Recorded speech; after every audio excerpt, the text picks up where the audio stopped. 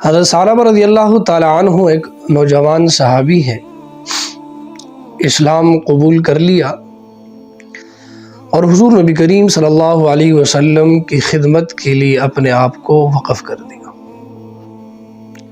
ہم وقت نبی کریم صلی اللہ علیہ وسلم کی خدمت میں مشغول رہتے۔ کسی خدمت کے سلسلے میں سرکار دو عالم صلی اللہ علیہ وسلم نے گھر سے باہر بھیجا۔ حضرت ثعلبہ رضی اللہ تعالیٰ عنہ جب گھر سے باہر آئے کام کے سلسلے میں، جاتے ہوئے کسی انصاری صحابی کے گھر پر نظر پڑی، کسی غیر محرم کو دیکھ لیا، بد نظری ہو گئی، دل میں خیال آیا گناہ تو میں نے کر لیا ہے، لیکن اگر اس گناہ کا علم نبی کریم صلی اللہ علیہ وسلم کو ہو جائے، اطلاع مل جائے، تو میں یہ آنکھیں حضور نبی کریم صلی اللہ علیہ وسلم سے کیسے ملاؤں گا۔ اسی خوف، غم، پریشانی کی وجہ سے گھر چھوڑ گئے اور جنگل کی طرف چلے گئے۔ مکہ اور مدینہ کے درمیان میں اللہ سے پناہ مانگ رہے ہیں، اپنی گناہوں پر ندامت کا اظہار کر رہے ہیں، آنسو بہا رہے ہیں۔ 40 دن ہو گئے، 40 دن۔ اللہ تبارک و تعالیٰ نے جبرائیل علیہ السلام کو بھیجا نبی کریم صلی اللہ علیہ وسلم کے پاس۔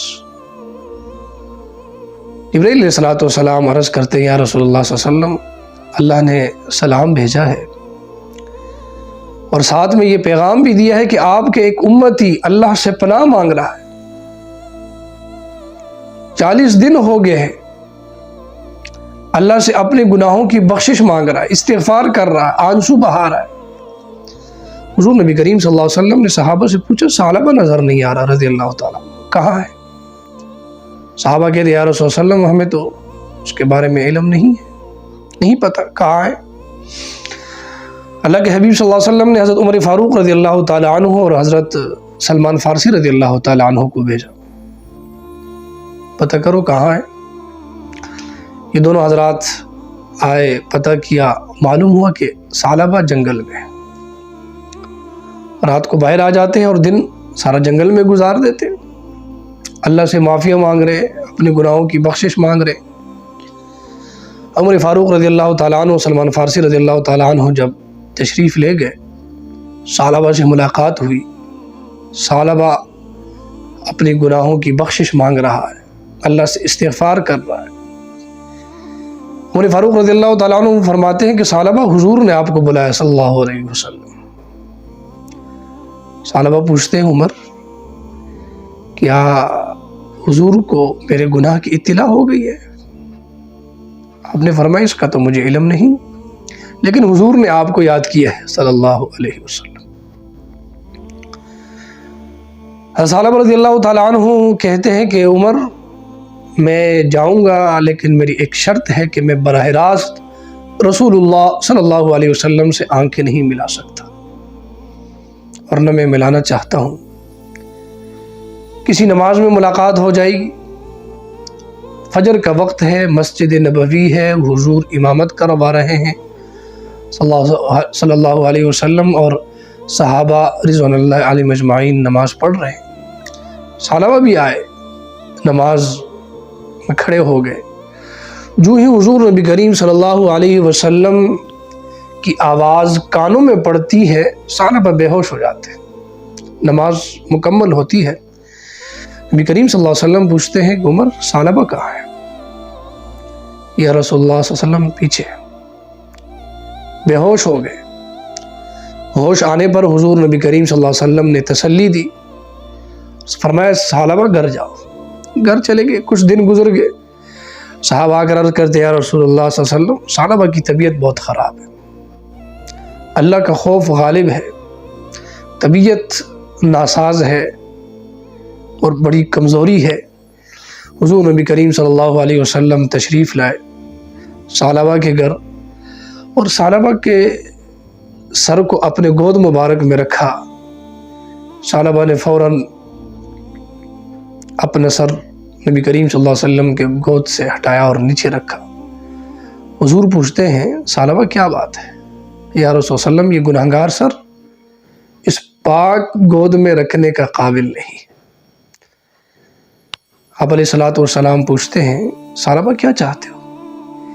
یا رسول اللہ علیہ وسلم چاہتا ہوں کہ میرے گناہ جو مجھ سے سرزد ہوئے اللہ اس کو معاف کر دے، اللہ مجھے بخش دے۔